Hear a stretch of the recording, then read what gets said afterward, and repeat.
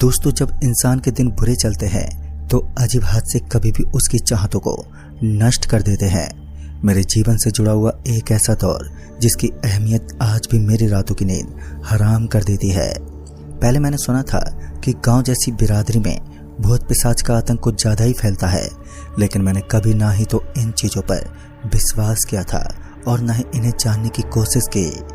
मगर एक दौर ने मुझे दुनिया के रहस्यमय शक्तियों के बारे में बता दिया कि धरती केवल इंसानों से नहीं बल्कि अन्य भी अजीब अजीब चीजों से भरी हुई है।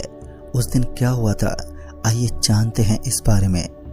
मेरा नाम अनिल चौधरी है। मैं एक छोटे परिवार से हूँ। पापा की मौत को हुए 3 महीने ही बीते थे कि अचानक ही हमारे बड़े भैया की तबीयत खराब होने लगी। रातों रात भैया की तबीयत का इस तरह बिगड़ना एक अजीब बात थी। कल तक भैया आराम से अपने ऑफिस में काम किया करते थे, लेकिन सिर्फ एक दिन में उनका पूरा शरीर टूट सा गया। भैया की हालत पहले तो इतनी नाजुक नहीं थी, लेकिन बाद में जब दिन कटते गए तो उनकी हालत में सुधार की जगह बिगड़ापन देखने को मिला। खून की उल्टियां तक होने लगी थी। सारे घर वाले चिंता में डूब चुके थे। हालांकि ऐसा नहीं था कि हमारे परिवार में पैसों की कोई कमी थी, कमी सिर्फ इंसान की थी। हालांकि कुछ दिनों के बाद ही मेरे भैया ठीक हो गए। पैसों की बर्बादी के साथ साथ मेरा धंधा भी काफी धीमा चल रहा था। वैसे मैं आपको बता दूं कि उस वक्त मैं एक फैक्ट्री में काम करता था, जहां मैं मैनेजर के एक जॉब में लगा हुआ था। और धंधा धीमे चलने की वजह यह थी कि मैं अपने घर परिवार की प्राइवेट समस्या की वजह से फैक्ट्री नहीं पहुंच पाता और इस कारण मेरी तनख्वाह काट ली जाती। लेकिन एक छोटे से दौड़ ने तो मुझे झकझोर सा दिया। आज भी वो कयामत की आंधी वाला हादसा मैं भूल नहीं पाया। एक रात की बात है जब मैं फैक्ट्री से अपना पूरा काम निपटाकर वापस घर के लिए रवाना हुआ, और आज पहली बार था जब मुझे रात के लगभग 1 बजने को आए थे। डर और भय का तो मेरे चेहरे पर कोई नामो निशान तक नहीं था। मैं अपने दिल पर लगी एक कठोरता को नरम करते हुए आगे की तरफ बढ़ रहा था। अपने दिल को उन यादों को भुलाने की कोशिश कर रहा था जिन्होंने मुझे लगभग बैकफुट पर धकेल दिया था। ऐसे ही अपनी प्रेमिका की यादों में पिछड़ता हुआ मैं थोड़ा आगे बढ़ा ही था कि सड़क के बगल में मुझको एक लड़की खड़ी दिखाई दी। उस लड़की के बाल खुले हुए थे और उसे देखकर मुझे ऐसा फील हो रहा था कि मैंने पहले भी इस लड़की को कहीं पर देखा है, मगर मुझे याद नहीं आ रहा था कि मैंने इसे कहां पर देखा है। मैंने कोई ज्यादा ध्यान नहीं दिया, लेकिन अभी भी एक बात जो मेरे मन में खटक रही थी वो ये थी कि इतनी रात को ये लड़की अकेली इस सुनसान सड़क पर क्या कर रही है। अब मैं यही सोचते हुए थोड़ा आगे पहुंचा तो अचानक से मेरे पीछे से मुझे एक गाड़ी आती हुई सुनाई देने लगी, जिस वजह से मैं अपनी गर्दन को पीछे घुमाते हुए पीछे का नजारा देखने लगा। और इस बार जब मैं पीछे मुड़ा तो मैंने देखा कि मेरे पीछे से केवल आवाजें आ रही थी। गाड़ी का कोई नामो निशान तक नहीं था। एक पल के लिए मैं अपने सर को खुजलाने लगा और फिर आगे की तरफ बढ़ने लगा।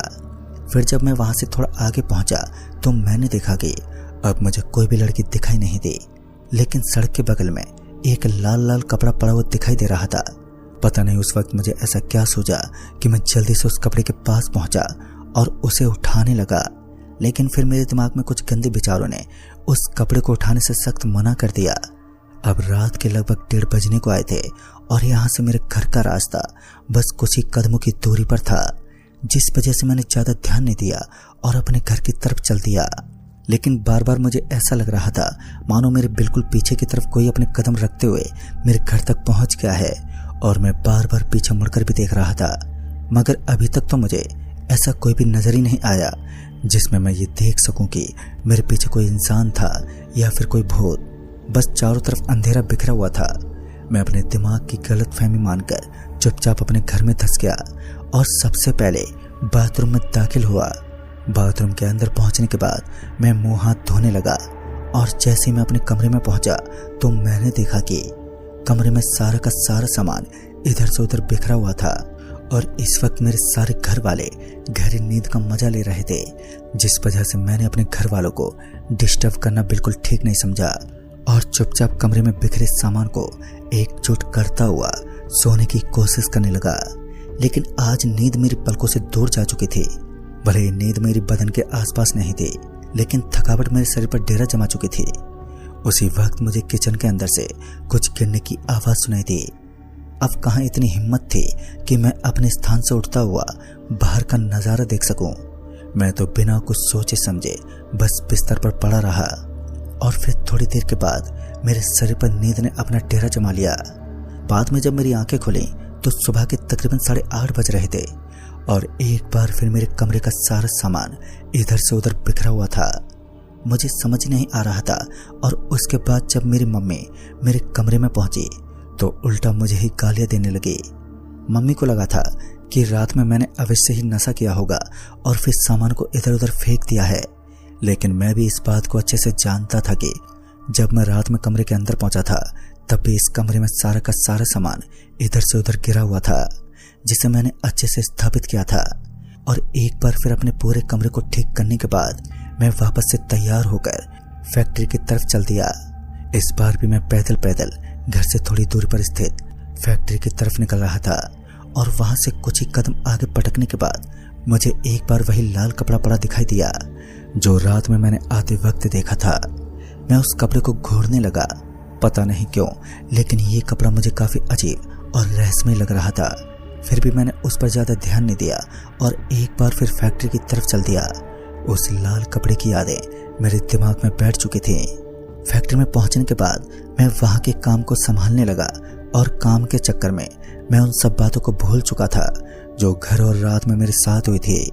पूरे दिन मुझे काफी काम से सामना करना पड़ा और उसकी वजह थी बाकी दिनों से मैंने काफी कम काम किया था और जब मुझे ऐसा लगने लगा कि अब धीरे धीरे अंधेरा अपनी चरम सीमा के साथ चारों तरफ छाने वाला है तो मैं अपने सामान की भारी भरकम बैग को उठाते हुए फैक्ट्री से बाहर निकल गया। और उसके बाद जब मैं फैक्ट्री से बाहर निकला तो मेरे दिमाग के ऊपर वही चीजें अपना असर डालने लगी जिनका रहस्य अब तक मेरे दिमाग में पहाड़ की तरह जम चुका था। हालांकि आज मुझे शाम के तकरीबन 7:30 बजे के आसपास ही छुट्टी मिल गई, जिस वजह से मैं अपने कदम पटकते हुए अपने घर की तरफ चल दिया।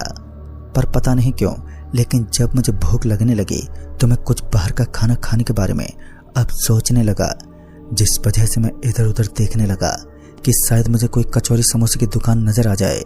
लेकिन वहां चारों तरफ ना ही तो कोई दुकान नजर आ रही थी और ना ही दूर दूर तक किसी आदमी या जानवर का नामो निशान। चारों तरफ सिर्फ सन्नाटा पसरा हुआ था और उसके बाद मैंने भी घर पर खाना करना ही बेहतर समझा और फिर वहां से मैं तुरंत ही निकल गया। लेकिन रास्ते में चलते वक्त मेरी नज़र बगल में एक नई सी बनी दुकान के ऊपर पड़ी तो मैंने देखा कि मुझे उस दुकान के पास पेप्सी की बड़ी बड़ी बोतल दिखाई दे रही थी। ऐसा लग रहा था मानो वहां कोई पेप्सी की बड़ी सी दुकान बनी है। मैं भी गर्मियों की उस जोरदार मौसम में उस ठंडी मन लुभाने वाली पेप्सी की दुकान की तरफ चल दिया और जब मैं दुकान के करीब पहुंचा तो उस दुकान के अंदर एक शख्स बैठा हुआ था। मैंने उस आदमी को आवाज देते हुए कहा, अरे भैया जी, जरा एक माउंटेन ड्यू की बोतल तो दीजिए। लिहाजा वह अजीब सा दिखने वाला आदमी पेप्सी की एक बोतल उठाते हुए मेरे हाथ में थमा दी। उस समय मुझे बहुत जोर की प्यास लगी थी तो मैं उस पेप्सी की बोतल को खोलते हुए उसे पीने लगा। लेकिन तभी मेरी नजर अपने दोस्त पर पड़ी जो गांव के रास्ते से मेरी ही तरफ आ रहा था। वो मुझे देखकर एक हल्की हल्की मुस्कान दे रहा था और बाद में जब वो मेरे पास पहुंचा तो मुझे कहने लगा, अरे भाई, तुमने फिर से ये नशा करना कब से शुरू कर दिया? और फिर जब मेरी नज़र मेरे हाथ पर पड़ी तो मैंने देखा कि मेरे हाथ में पेप्सी नहीं बल्कि एक बियर की बोतल थी, जिसे देखकर मैं पूरी तरीके से हैरान रह गया। अब मुझे भी विश्वास नहीं हुआ और मैंने उस कांच की बोतल को अपने से काफी दूरी पर फेंक दिया और तत्काल बोतल जोर से फट गई। बोतल के फटते ही उसके अंदर से खून निकलने लगा तो उस वक्त मैं इतना बहुत चक्का रह गया क्योंकि तकरीबन 2 मिनट पहले ही मैंने उस दुकानदार से माउंटेन ड्यू की एक बोतल खरीदी थी। पहले तो उसका बियर में तब्दील हो जाना और उसके बाद उसके अंदर से खून का निकलना एक अजीब बात थी। लेकिन अब जो भी था, कहीं ना कहीं मुझे विश्वास हो चुका था कि ये किसी इंसान की हरकत तो नहीं है। बाद में जब मैं उस दुकान की तरफ पलटा तो मेरी आंखें एक ऐसा नज़ारा देख रही थी जो मायावी हरकतों से कम नहीं थी, क्योंकि इस बार मैंने देखा कि वहां एक पुराना खंडर पड़ा कमरा दिखाई दिया और उसके ऊपर एक लाल लाल दुपट्टा रखा हुआ था और उस दुपट्टे के पास कुछ गिरा हुआ था। लेकिन वो क्या था और साथ ही लाल कलर जैसी दिखने वाली चीज बार बार मुझे ही क्यों दिखाई दे रही थी। मैं यही विचार करते हुए जब मैं अपने सामने की ओर यानी कि अपने दोस्त की तरफ पलटा तो मैंने देखा कि सुनसान पड़ी सड़क गर्म हवाओं से पूरी तरह से घिरी हुई थी। पता नहीं ये सब क्या चल रहा था। बार बार मेरे साथ होने वाले ये हादसे मुझे बार बार सावधान कर रहे थे। मैं पूरी सावधानी के साथ आगे की तरफ बढ़ने लगा और डरते हुए पैरों के सहारे अपने घर की तरफ चलने लगा। अभी मैं चल ही रहा था कि फिर अचानक ही मुझे लाल टी शर्ट में एक लड़की नजर आई और ये लड़की मुझे जानी पहचानी लग रही थी। पता नहीं उस समय मुझे ऐसा क्या आभास हुआ कि मैं झटके से तेज गति से अपने घर की तरफ बढ़ चला। लंबे लंबे कदमों के साथ अभी मैं आगे बढ़ ही रहा था कि मुझे एक जोर की चीख सुनाई दी और ये चीख सुनने में बड़ी ही डरावनी फील हो रही थी।